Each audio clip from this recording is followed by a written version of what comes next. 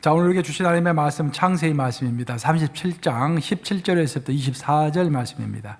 설교 제목은 깨어진 꿈의 부활입니다. 자, 오늘은 설교 본문이 좀 기니까 교독하도록 하겠습니다. 한 절씩. 제가 먼저 읽습니다. 그 사람이 이르되 그들이 여기서 떠났느니라. 내가 그들의 말을 들으니 도단으로 가자 하더라 하니라. 요셉이 그의 형들의 뒤를 따라가서 도단에서 그들을 만나니라. 요셉이 그들에게 가까이 오기 전에 그들이 요셉을 멀리서 보고 죽이기를 꾀하여 서로 이르되 꿈꾸는 자가 오는도다. 자, 그를 죽여 한 구덩이에 던지고 우리가 말하기를 악한 짐승이 그를 잡아먹었다 하자. 그의 꿈이 어떻게 되는지를 우리가 볼 것이니라 하는지라. 루벤이 듣고 요셉을 그들의 손에서 구원하려 하여 이르되 우리가 그의 생명은 해치지 말자. 루벤이 또 그들에게 이르되 피를 흘리지 말라. 그를 광야 그 구덩이에 던지고 손을 그에게 대지 말라 하니 이는 그가 요셉을 그들의 손에서 구출하여 그의 아버지에게로 돌려보내려 함이었더라. 요셉이 형들에게 이르매 그의 형들이 요셉의 옷 곧 그가 입은 채색 옷을 벗기고 그를 잡아 구덩이에 던지니 그 구덩이는 빈 것이라 그 속에 물이 없었더라. 살아계신 하나님의 말씀입니다. 사람은 나이가 먹든 아무리 나이가 먹어도 나름대로 다 그냥 꿈을 가지고 살아갑니다. 물론 그 꿈이 하나님으로부터 오는 꿈일 수도 있고 세상적인 꿈이 있을 수도 있지만 어쨌든 꿈이 없는 사람은 없는 것 같아요. 하다못해 내가 지평수를 늘려가야겠다라는 그런 꿈이라도 다 갖고 있는 것 같습니다. 어릴 때 품었던 꿈도 있고요. 또 신앙 안에서 하나님으로부터 받은 특별한 꿈도 우리가 가지고 있는 것입니다. 꿈이 있는 사람은 기본적으로 활기가 있습니다. 꿈이 있으면 그 꿈이 우리를 역동적으로 이끌어가기 때문에 삶의 활기를 만들고 그 꿈이 부뚝칠성이 되어가지고 삶의 지표를 우리에게 만들어주는 것입니다. 제가 이제 목회 초년병 시절에는 처음 목회할 때는 캠퍼스 미니스트를 했어요. 그래서 이제 교회에 주로 대학생들과 대학원생들이 많이 있습니다. 특별히 신학기가 되면 기대가 돼요. 이번엔 또 어떤 학생들이 올까. 예. 이제 한 번은 신학기가 됐는데 어떤 부부가 이제 대학원생 부부가 왔는데 딱 봐도 좀 인상이 굉장히 밝고 좋습니다. 그 설교 들을 때도 설교 듣는 그 어떤 그 태도가 남다릅니다. 목사님 앞에서 보면은요, 카메라만 보고 있는 것 같지만 옆눈으로 다 보여요. 어떻게 성도들이 어떻게 설교를 듣고 있는지 다 보입니다, 이게. 근데 딱 보니까 남달라요. 좀 뭐가 다르다라는 느낌을 받았습니다. 교회 등록을 하고 새가족 교육을 받게 되는데 그 부부의 사정을 거기서 듣게 되었습니다. 결혼하자마자 미국으로 유학을 온 것입니다. 그 남편의 이제 그 전공이 컴퓨터 공학을 하려고 미국에 왔는데 1년 과정으로 이제 미국에 온 겁니다. 보통 미국에서 하는 석사 과정은 세 가지 종류가 있죠. 3년짜리가 있고 2년 과정이 있고 1년 과정이 있고. 보통 3년 과정은 이제 목회학이나 우리 목사들이나 이제 법학 계열의 그런 전문 과정은 보통 3년을 하고 일반 학문은 2년을 하고 특수한 직업을 위한 이제 이런 석사 과정은 1년으로 이제 보통 마칩니다. 근데 1년 과정으로 오면은 사실 시차 적응하기도 바쁜데 또 이게 신분 처리하기도 바쁜데 1년간의 공부를 다 끝낸다는 것이 보통 일이 아닙니다. 굉장히 바쁘죠. 근데 그 바쁜 시간에도 이 청년이 보니까 아니 교회에서 하는 제자 훈련도 받고 또 사순절이 되니까 사순절 40 특별 새벽기도에도 참여하고 참 좀 특별합니다. 사실 저는 이런 학생들의 행동을 보면은 대견하다라는 생각이 들기보다는 걱정이 앞서요. 왜냐하면 저도 이제 유학생으로 공부를 해봤잖아요. 유학생들은 너무도 바쁩니다. 저도 이제 밥 먹을 시간이 없어서 항상 이렇게 샌드위치를 싸갖고 갔어요. 그래서 지금도 토스트 만드는 그 식빵에다가 이게 버터 발라가지고 거기다 토마토 큰 거 하나 넣고 상추 넣고 또 거기다가 이제 고기 덩어리 넣고 하는 것을 질리도록 먹어가지고 지금도 이렇게 토마토 별로 좋아하지 않아요. 그때 많이 먹어가지고 돈이 없어서가 아니라 돈의 문제가 아니라 밥 먹을 시간이 없는 것입니다. 이제 공부할 때는 공부 이제 해서 시험 떨어지면 종합 시험 떨어지면 학교에서 쫓겨나야 하니까 주기하면 살기로 하는 것이죠. 근데 1년 과정을 와서 공부하면 얼마나 힘들겠습니까? 어느 날 이 부부가 자신들의 미래에 대해서 저에게 이야기를 했어요. 이 청년이 결혼하기 전에는 이제 한국에서 대학을 졸업하고 본인의 형님이 운영하는 회사에서 일을 했다고 합니다. 그러다가 이 믿음이 좋은 청년이 하나님으로부터 비전을 받게 된 거예요. 하나님께서 이제 이 청년에게 비전을 주셨는데 그 꿈이 뭐냐면은 선교사 300명을 파송하는 그런 꿈을 하나님께서 주신 것입니다. 300명을 이제 먹여 살리는 그리고 선교사로 파송하는 그런 꿈을 주신 거예요. 여러분 생각해 보세요. 선교사 한 명 파송하기도 얼마나 힘듭니까? 그 급여도 줘야 되고 그 생활비도 줘야 되고 사역비도 주고 얼마나 힘듭니까? 근데 300명을 파송하고 먹여 살려라라는 그런 꿈을 하나님께서 주셨다고 합니다. 이 꿈을 하나님께서 주셨으니까 꿈을 간직하고 자기는 결혼을 해도 자기 꿈에 하나님으로부터 받은 꿈에 동의할 수 있는 여자하고만 결혼하겠다 해서 몇 번 이렇게 소개팅도 받고 해서 결혼을 하게 됐어요. 자기 그 꿈에 이제 동조하는 그런 여인과 결혼을 하고 생각을 해봤답니다. 이 꿈을 이루려면은 일단 돈이 많이 필요할 거 아니냐. 이 돈을 한국에서는 좀 어려울 것 같고 미국으로 가서 세계적인 기업을 만들어야만이 300명의 선교사를 이렇게 지원할 수 있을 것 같다. 그래서 일단 미국으로 가자 하고 하나님께 기도했다라는 거예요. 하나님께서 하나님 미국에 가서 내가 공부를 해서 미국에서 기업을 운영할 수 있도록 길을 열어주시옵소서라고 기도해서 그 기도 응답으로 예일대학교에 컴퓨터 공학과로 공부를 하러 오게 된 것입니다. 그래서 1년이 금방 지나죠. 1년은 금방 지나고 나서 그 청년이 취업을 해야 하는데 그때 2008년이었습니다. 아시다시피 금융위기가 터진 해였어요. 미국에서. 그래서 모든 회사에서 이제 직원들을 거의 뽑질 않습니다. 그리고 한국에서 미국으로 유학 온 유학생들 전부 이제 돈이 없어서 한국으로 돌아가는 그런 판국이었습니다. 그래서 걱정이 돼서 청년 불러가지고 물었습니다. 너 어떻게 할래? 한국으로 돌아갈래? 그랬더니 전혀 담담해요. 하나님께서 꿈을 주셨으니까 나는 미국에서 있어야 합니다. 미국에서 기업을 세우고 내가 돈을 벌어야 합니다. 하나님께서 인도하실 거라 저는 믿습니다. 그렇게 말을 하는 거예요. 하나님이 꿈을 주셨고 그 꿈을 이루기 위해서 미국으로 보내셨으니 분명히 자신이 가야 할 길로 인도하실 거라고 믿는다고 고백하는 것입니다. 이 청년이 저에게 자주 했던 말이 하나가 있는데 뭐냐면은 목사님 컴퓨터는 항상 애플을 써야 합니다라는 이야기를 자주 했어요. 나는 애플 컴퓨터를 써본 적이 없었는데 이 친구가 하도 이제 애플 컴퓨터를 써야 한다고 그래서 이 친구의 도움으로 애플 컴퓨터를 구입해가지고 이 친구가 다 깔아줬어요. 애플 컴퓨터에서도 마이크로소프트 이제 오피스를 다 쓸 수 있는 그런 체계가 있더라고요. 그런 체계도 다 깔아주고 필요한 거 프로그램도 다 깔아주고 지금도 이 컴퓨터를 그 컴퓨터를 쓰고 있어요. 지금 거의 20년 가까이 안 됐는데 거의 2000 그때 한 9년도인가 구입했으니까 굉장히 오래됐죠. 그래도 놀랍게도 이 청년이 하나님의 인도로 드디어 취업을 하게 됐는데 어디로 취업했냐면은 애플 컴퓨터로 취업한 게 아니라 그 애플 컴퓨터의 경쟁 회사인 데일 컴퓨터로 취업을 했습니다. 여러분 꿈이 있는 사람은 무엇보다도 그 삶이 진취적이고 긍정적이고 굉장히 아름답습니다.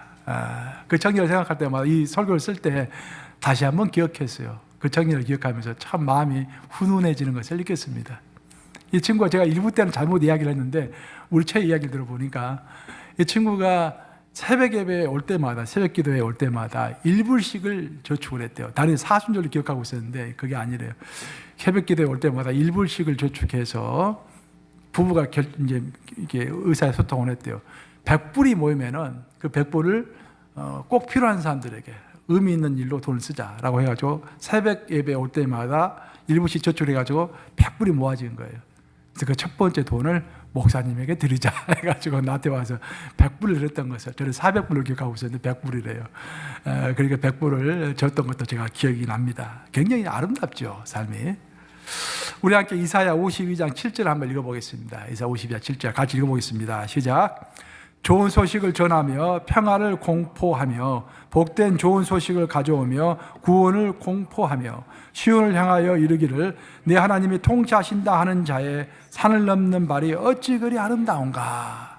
우리 하나님이 하신 말씀입니다. 이사야를 통해서 산을 넘는 발이라고 있습니다. 산이라는 것은 하나님을 하기 위해서 넘는 고난을 이야기합니다. 하나님을 위해서 일하고 어떤 하나님을 향한 꿈을 가지고 있을 때 그 꿈이 저절로 이루어지는 것은 아닙니다. 그렇죠? 어떤 고난이 있다 이 말입니다. 근데 그 고난의 산을 넘는 발을 하나님이 보실 때는 너무 아름답다라는 거예요. 어떤 꿈을 가지고 하나님의 일을 위해서 험준한 도전의 산을 넘는 자의 발은 하나님 보시기에 beautiful, 아름답다라고 이야기하고 있습니다. 여러분 모두 우리 예수 그리스도 안에서 정말 꿈을 가지고 도전의 산을 넘는 아름다운 삶이 되시기를 우리 주님의 이름으로 축원합니다. 오늘 본문의 주인공은 요셉입니다. 요셉은 여러 가지 면에서 보면은 그 아버지 그 선조인 아브람, 이삭, 야곱, 그 다음에 요셉인데 그 아브람, 이삭, 야곱하고는 약간 결이 다릅니다. 요셉은 참 특별해요. 첫 번째 특별한 게 뭐냐면은 요셉은 아주 어린 나이에 아버지의 품을 떠났다라는 것입니다. 하나님의 섭리죠. 그래서 아버지의 품을 떠나서 하나님의 품에서 큰 자녀가 바로 요셉입니다. 만약 요셉이 어린 나이에 아버지의 품을 떠나지 않았다고 한다면 그냥 아버지처럼 됐을 거예요. 요셉처럼. 그저 그런 사람이 됐을 것입니다. 뭐 나쁘다는 이야기가 아니라 그 삶의 스케일이 어떤 한정된 스케일. 그 팔레스타인 땅이라고 하는 팔레스타인 땅 중에서도 시골에서 조그만 지역에서 살다가 죽었을 것입니다. 우리가 아브람, 이삭, 야곱을 보면은요, 세 사람의 삶은 상당히 비슷합니다. 왜냐하면 아브람은 이삭을 데리고 살았고 이삭은 요셉을 데리고 야곱을 데리고 살았기 때문에 그 삶이 비슷합니다. 아버지의 삶의 반경을 크게 벗어나지 못한 그런 삶을 살았다라는 것입니다. 하지만 하나님은 아브람, 이삭, 야곱이 3대를 지나서 요셉은 4대째입니다. 그 4대째 드디어 크게 일을 벌리시는 것입니다. 이걸 보면은요, 믿음도 한 4대 정도에 가면 터지는 것 같아요. 이렇게 보면은. 저도 이 설교를 쓰면서 이제 저도 한번 생각해 봤어요. 우리 아버지를 일대로 볼 것인가, 아니면 나를 일대로 볼 것인가. 내가 일대가 된다면은 내 자녀인 주이와 에스더, 주의 에스더가 이제 애를 낳겠죠. 애를 낳으면은 내 손자가 되겠죠. 그 손자가 또 낳겠죠. 애를. 그때가 4대인 거예요, 4대. 물론 우리는 내 대에서 큰 일이 터지면 좋겠죠. 내가 하나님의 일을 크게 성취하고 뭔가 하나님의 일을 위대하게 하고 막 사람들로부터 칭찬도 받고 하나님으로부터 칭찬도 받고 하면 그게 좋죠. 그건 욕심이 다 있죠. 나도 있고 여러분도 있는 거예요, 이게. 근데 성경을 보면은 우리 하나님은 그렇게 하지 않으십니다. 이 세대를 두고 기도하게 하시고 세대를 두고 어떤 준비를 하게 만드시는 거예요. 그래서 영적 4대가 됐을 때 크게 터지는 것입니다.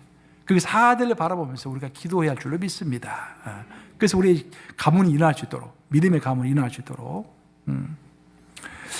또한 우리가 알 수 있는 것은, 요셉의 삶을 통해서 알 수 있는 것은 뭐냐면은 최상의 자녀 교육. 우리 자녀 교육에 관심이 많잖아요. 최상의 자녀 교육은 빨리 하나님께 맡기는 것입니다. 내 품에서 빨리 하나님 내보내는 거예요. 저도 생각해 보면은 이것저것 저도 경험했기 때문에 애들에게 이렇게 조언을 좀 해주고 싶어요. 그래서 뭐 학교 갈 때는 어떤 전공도 이것 좀 해봐라. 근데 제안할 수 있는 게 내가 해본 것밖에 제안을 해줄 수밖에 없는 거예요. 내가 가서 너 대학교 가면은 국제정치를 한번 꼭 들어라. 내가 좋아하는 거니까, 내가 전공하는 거니까, 내가 잘 아는 것이니까. 근데 얘가 하는 소리는 별로 필요 없다라는 거야. 이게 미국에서 살아가는데 자기한테는 별로 필요 없다라는 거야. 내가 전혀 알지 못하는 이제 컴퓨터 사이언스를 공부하잖아요. 이게 보면은 이게 그런 식으로 사실 자녀를 가장 잘 키우는 방법은 내 품에 안고서 내가 처음부터 끝까지 데리고 있는 것이 아니라 될 수 있으면 빨리 하나님 품에 돌려보내는 거예요. 하나님께서 알아서 하십시오. 대신 우리는 기도해 주면 되는 거겠죠. 기도해 주면 자신감을 가지고 기도하면 되겠죠. 요셉이 아버지의 품을 떠나서 거대한 세상으로 나아갔습니다. 참 요셉은 시골 촌놈입니다. 쉽게 얘기하면 시골 촌에서 그 팔레스타인 땅이 거친 땅이잖아요. 아주. 근데 그 당시에 애굽은 얼마나 위대한 땅입니까? 지금도 애굽에서 나오는 그 고고학적인 문물을 보면은 어마어마하잖아요. 그 스핑크스라든지 그 피라미드에서 나오는 그 유물 같은 거 보면은 대단하잖아요. 그 당시에 그 최고의 땅, 애굽 그 광대한 땅으로 이제 요셉이 가게 된 것입니다. 그 하나님의 섭리가 아니면 갈 수가 없었죠. 요셉이 구덩이에 빠졌기 때문에 그 하나님의 섭리로 구덩이에 빠져서 어려움에 처했기 때문에 노예로 팔려가지고 애굽으로 갈 수 있었던 거죠. 근데 요셉이 이런 찬란한 문화를 가지고 있는 애굽에 갔을 때 요셉이 가지고 있는 것은 딱 두 가지밖에 없었어요. 하나는 자기 몸뚱아리, 몸 하나 있었고, 그리고 가지고 있었던 것이 꿈을 가지고 있었습니다. 하나는 보이는 것이고 하나는 보이지 않는 것이죠. 근데 요셉이 몸뚱아리와 꿈을 가지고 있으면 이 두 가지만 있으면 하나님께서 사용하실 수 있거든요. 근데 사탄은 그것을 알고 있었기 때문에, 요셉이 비범한 인물이라는 것을 알고 있었기 때문에 사탄이 그 두 가지를 뺏으려고 굉장히 노력을 하죠. 먼저 요셉의 몸을 빼앗으려고 결국 요셉을 감옥 안에 가두지 않습니까? 몸을 움직이지 못하도록 하는 거예요. 그게 다 사탄의 계획이겠죠. 근데 몸이 묶여 있을지라도 꿈은 빼앗을 수 없는 거예요. 근데 그 꿈도 빼앗으려고 사탄이 요셉으로 하여금 많이 절망하게 만들죠. 감옥에 가는 것도 절망스러운 일인데, 감옥에 갈 때 누명을 쓰고 감옥에 갔잖아요. 누명을 쓰고. 그 감옥에 가서도 이제 거기서 간수장을 만나가지고 그 간수장을 도와줌으로 인해서 간수장이 하는 소리가, 내가 바깥에 나가면은 내가 왕에게 이야기해서 너를 감옥에서 빼주겠다라고 말했잖아요. 근데 그것도 이루어지지 않았습니다. 그러면은 기대가 있었을 거 아니에요. 내가 곧 감옥에서 빠져나간다. 근데 그것이 성취가 되지 않았을 때 낙심했을 거 아닙니까? 어렸을 때 하나님께서 분명히 요셉에게 너는 위대하게 될 것이다, 큰일 날 것이다 라는 꿈을 주셨지만 그 꿈이 이루어질 확률은 전혀 없어 보이잖아요. 그럴 때 대부분의 사람은 꿈을 포기합니다. 그 꿈을 잊어버려요. 손을 내려놓는 것이죠. 하지만 요셉은 그 꿈을 절대로 빼앗기지 않았다라는 것입니다. 세상이 말했습니다. 너는 히브리 이민자이고 너는 노예이고 너는 죄수이다 라고 그를 멸시하고 무시했지만, 요셉은 하나님이 자신에게 주신 꿈을 기억하면서 나는 하나님이 선택한 사람이다 라는 것을 끝까지 보여주는 삶을 살았던 것입니다. 그리고 이런 요셉의 삶이 바로 우리의 삶이라고 볼 수가 있습니다. 세상은 우리를 별별 일 없다고 말하고 우리들이 가진 꿈을 빼앗으려고 합니다. 교회도 마찬가지입니다. 세상은 교회가 가지고 있는 꿈들을 빼앗으려고 합니다. 하지만 우리는 하나님 안에서 우리의 꿈과 좋은 계함을 지켜가는 투쟁 가운데 있는 것입니다. 다른 거 빼앗겨도 꿈을 빼앗기면 절대 안 된다, 그런 말이에요. 개인의 삶도 그렇고 여러 비즈니스도 마찬가지예요. 꿈이 없으면 무너지는 것입니다. 꿈이 없으면 활기를 잃어버리니까 그 활기가 없는 그 사업의 터전에 누가 오겠습니까? 교회도 마찬가지예요. 꿈이 있어야 하는 것이죠. 절대로 꿈을 빼앗기면 안 되는 것이죠.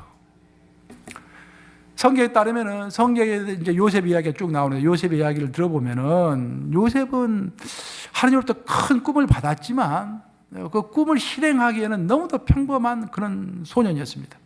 꿈은 큰데 그 꿈을 이루기에는 이 소년이 이룰 수 있을까라 고개를 까우팅하게 만드는 그런 청년이었어요. 성경에 따르면은 오늘 본문에도 나오지만 요셉은 어린 시절부터 아버지로부터 사랑을 많이 받았습니다. 그리고 형들을 깔봤어요. 요셉이 원래는 제일 막내였지 않습니까? 나중에 늦둥이가 하나 더 생겨가지고 이제 베냐민 생겨가지고 밑에서 두 번째 됐지만 원래는 막내였어요. 그래서 요셉이 지극히 사랑했죠. 또 요셉이 야곱이 지극히 사랑했죠. 또 야곱이 사랑하는 그 라헬이 낳은 아들이 요셉 아닙니까? 첫 번째 낳은 아들이 요셉 아닙니까?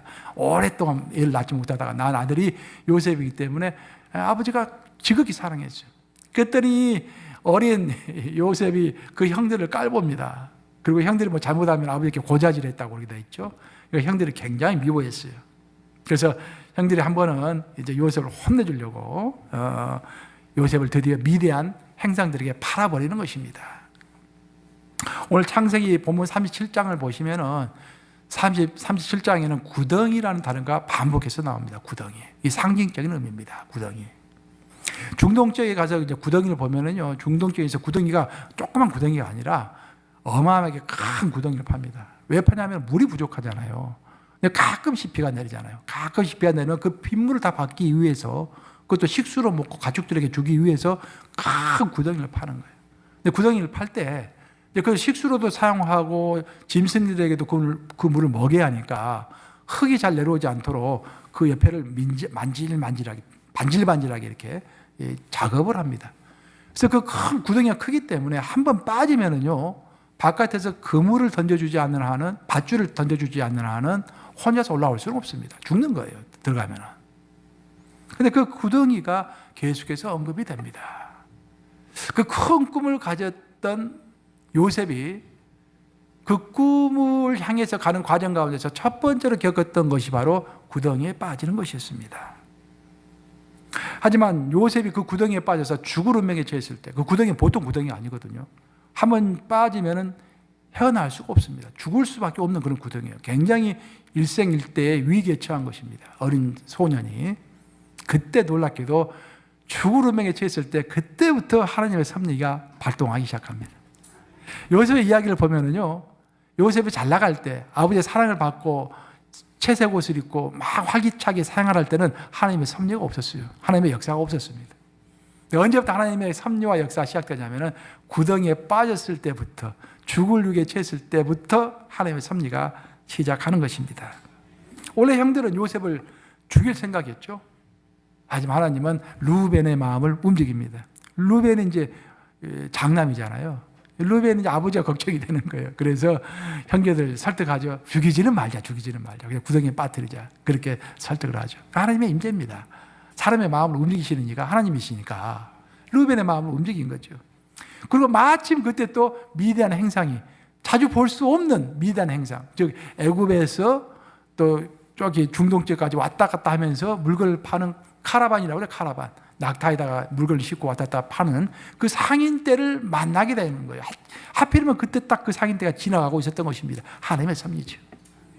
그리고 그 상인떼를 본 그 요셉의 형들은 팔아먹어야겠다라고 해야죠. 그 요셉을 끌어내가지고 상인들에게 팔죠. 그 상인들에게 팔렸기 때문에 요셉이 그 위대한 그 찬란한 애국까지 갈 수가 있었던 것입니다. 그런 루트를 통하지 않고서는 혼자 돈을 내고 어떻게 갈 수가 없죠. 시골에서 살고 있는 그 소년이.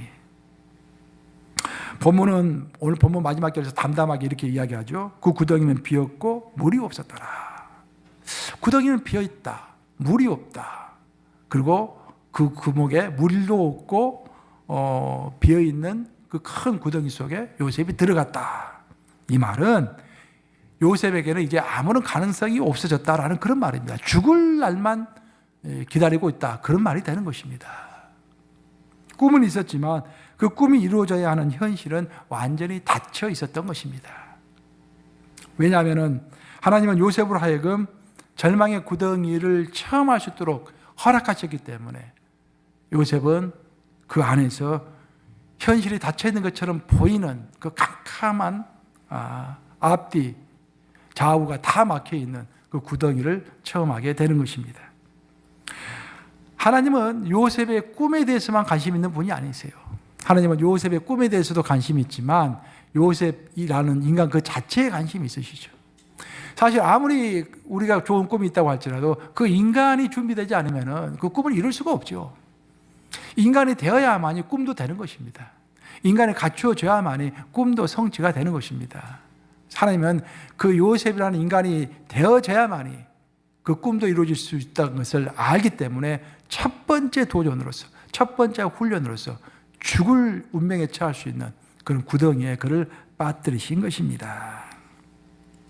이처럼 꿈을 가진 자는 언제든지 구덩이에 빠질 수 있다라는 것을 기억하고 꿈을 꾸는 자는 이런 시간과 이런 장소도 이겨내야 할 줄로 믿습니다. 그것이 오늘 본문이 우리에게 주는 첫 번째 교훈입니다. 또 꿈을 생각하면 두 번째로 주는 이제 중요한 교훈이 있는데 그것은 뭐냐면은 성경 전체를 살펴보면은 하나님께서 많은 사람에게 꿈을 주셨습니다. 근데 그 꿈이 처음부터 그들이 가지고 있던 꿈은 대부분 아니었습니다. 원래는 처음에는 다른 꿈을 꾸고 있었어요. 근데 하나님께서 시간이 가면서 하나님의 때에 그 꿈을 하나님의 꿈으로 바꾸셨습니다. 그리고 하나님께서 그를 사용하시는 거예요. 많은 경우에 우리는 하나님과 무관한 꿈을 꿉니다. 세상적인 꿈을 꾸는 것이죠. 그런데 놀라운 것은 우리가 그런 꿈을 꾸면서 나름대로 열심히 노력하고 있을 때 하나님이 딱 개입하셔가지고 그 꿈을 하나님의 꿈으로 살짝 바꾸시는 것입니다. 여러분들 바울이 원래는 사울이라고 이름에 지칭했죠. 사울의 원래 꿈은 뭐였습니까? 예수님을 믿는 자들 박해하는 것이, 괴롭히는 것이 그의 꿈이었어요. 될 수 있으면 예수를 믿는 자들 많이 잡아가지고 핍박하는 것이 그의 꿈이었습니다. 근데 그의 꿈을 하나님, 예수님이 담에색 도상에서 딱 바꾸죠. 그 다음 또 예수를 만난 다음부터 바울의 꿈은 바뀌었습니다. 예수를 믿는 자를 핍박하는 것이 아니라 많은 사람들이 될 수 있으면 많이 예수를 믿는 것으로 그의 꿈이 바뀐 거예요. 될 수 있으면 많은 교회를 세우는 것으로 그의 꿈이 바뀐 것입니다. 베드로도 마찬가지예요. 베드로 원래 꿈은 뭡니까? 될 수 있으면 물고기를 많이 잡는 것이 그의 꿈이었어요. 예수님 만나가지고, 베드로 만나가지고 꿈을 어떻게 바꿔주셨습니까? 사람을 낚는 꿈으로 바꿔주셨죠. 고기를 낚는 꿈에서 사람을 낚는 꿈으로 그 꿈을 바꿔주신 거예요. 모세는 어떻습니까? 모세의 꿈은 뭐였습니까? 많은 양떼들을 잘 추스르는 것이 그의 꿈이었어요. 근데 하나님은 모세를 양을 치는 사람이 아니라 사람을 치는 사람으로, 한 민족을 이끄는 사람으로 그의 꿈을 바꿔주셨죠. 여기에 키포인트가 있어요, 여러분. 나는 뭐 대단한 꿈도 없는데, 하나님 안에서 꿈을 꿔본 적도 없는데, 걱정하지 마세요. 때가 되면 여러분이 갖고 있는 그 꿈을 하나님의 꿈으로 바꾸실 것입니다. 이런 이야기가 있어요. 요단강에 가면은, 요단강에 물이 흐르잖아요. 요단강에 물 바로 옆에 이제 나무들 있지 않습니까? 요단강 옆에 물이 좋으니까 그 옆에 큰 나무 3개가 서 있었습니다. 하루는 좋은 날씨에 그 3개 나무가 서로 자기 꿈에 대해서 나누는 거야.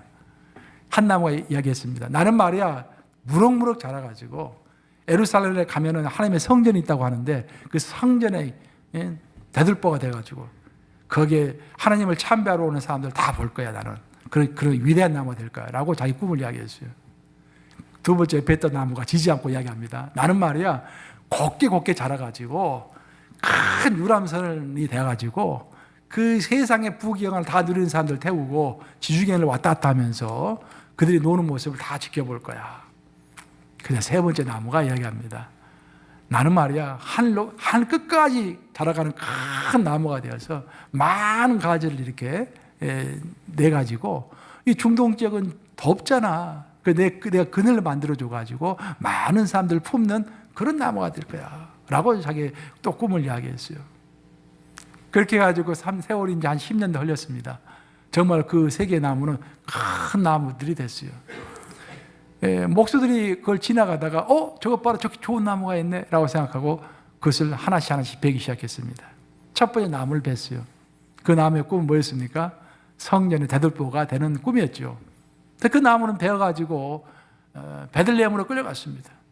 그리고 뭘 뚝딱뚝딱 만들더니 나중에 보니까 냄새가 나는 말 구유로 만들어진 거예요. 아니, 성전 대들보가 되고 싶었는데, 아니, 말 구유가 돼가지고 썩은 냄새가 나고 아주 지저분한 그런 이제 일을 하게 된 것입니다. 야, 내 꿈을 끝장났구나 라고 그는 절망을 했습니다. 근데 놀랍게도 그 구유에 아기 예수님이 누였던 것입니다. 전혀 다르게 꿈이 성취가 된 것이죠. 두 번째 나무도 이제 잘려가지고 끌려갔습니다. 두 번째 나무의 꿈은 뭐였습니까? 큰 유람선이 되는 그런 꿈이었죠. 근데 가서 봤더니 큰 유람선을 만들기커녕 조그만 돛담배를 만든 거예요. 자기는 큰 배가 되고 싶었는데 조그만 돛담배가 된 것입니다. 절망을 했습니다. 내 꿈은 이런 것이 아닌데, 큰 일을 하는 거였는데, 내가 이 조그만 돛담배가 될 그런 사람이 아닌데 절망을 했어요. 근데 나중에 보니까 베드로라는 사람이 그 배에 타가지고 고기를 잡습니다. 하루는 고기가 한 마리도 안 잡혔어요. 그래서 베드로도 절망하고 그 나무도 절망하고 절망 상태에서 바닷가로 들어왔더니, 아니, 어떤 사람이 그 배에 올라탔습니다. 그리고 설교를 시작했습니다. 많은 사람이 감화 감동을 받았습니다.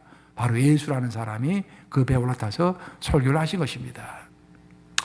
3번째 나무도 베어졌습니다. 그 나무의 꿈은 하늘 높은 곳까지 올라가가지고 정말 큰 가지가 되어서, 큰 나무가 되어서 많은 가지를 만들어내서 사람들에게 그늘을 주고자 하는 위대한 꿈을 가지고 있었죠. 하지만 그는 위대한 나무가 되는 대신에 저주의 십자가가 되는 나무가 되었습니다. 십자가를 만드는 나무가 된 거예요. 그리고 그 골고다 언덕까지 끌려 올라갔습니다. 그리고 절망을 했어요. 나는 위대한 나무가 되고 싶은데 어찌하여 날 이렇게 절망해 또 저주의 십자가 되게 만드셨나 하고 마음속으로 원망을 했습니다. 그런데 그 십자가 위에 예수라는 분이 딱 못 박혀서 돌아가시면서 인류를 구원하신 것입니다. 이 3개의 나무는 위대한 꿈들을 다 가지고 있었죠. 세상적으로 봤을 때 큰 꿈들을 가지고 있었죠. 하지만 그 꿈들은 모두가 다 깨어졌습니다. 거룩한 예루살렘 성전으로 가고자 했던 위대한 꿈은 베들레헴의 지저분하고 냄새나는 말구이가 되는 현실을 맞이했습니다. 큰 유람선이 되고자 했던 꿈은 작은 돛담배가 되는 현실을 맞이했습니다. 위대한 나무가 되고자 했던 꿈은 저주의 십자가가 되는 현실을 맞이했습니다. 그런데 정말로 놀라운 것은 이들의 역사에 하나님의 개입하시니 지저분한 말구유와 작은 돛담배와 저주의 십자가는 우리 하나님의 나라에서 꼭 필요할, 없어서는 안 될 그런 도구들이 다 되었다라는 것입니다. 바로 여기에 우리 하나님의 섭리의 귀중함이 있을 줄로 믿습니다. 우리는 나의 꿈이 깨졌다고, 이루어지지 않았다고 한탄하죠. 야, 내가 어렸을 때 꿈은 이런 것이었는데, 내가 또 이렇게 결혼할 때 꿈은 이런 것이었는데, 내 나이가 50이 될 때 이런 결단을 했는데, 이게 현실이 뭐냐? 그런 절망 섞일 때가 있습니다. 그러나 나는 오히려 그 꿈 때문에 구덩이에 빠졌다고 절망할 때도 있습니다. 그러나 사실은 하나님의 섭리와 개입으로 나의 깨어진 꿈은 전혀 새로운 하나님의 꿈으로 부활하는 것입니다. 그 꿈이 깨져서 없어져 버린 것이 아니라 내 꿈이 깨졌기 때문에 하나님의 꿈이 이루어지는 것입니다.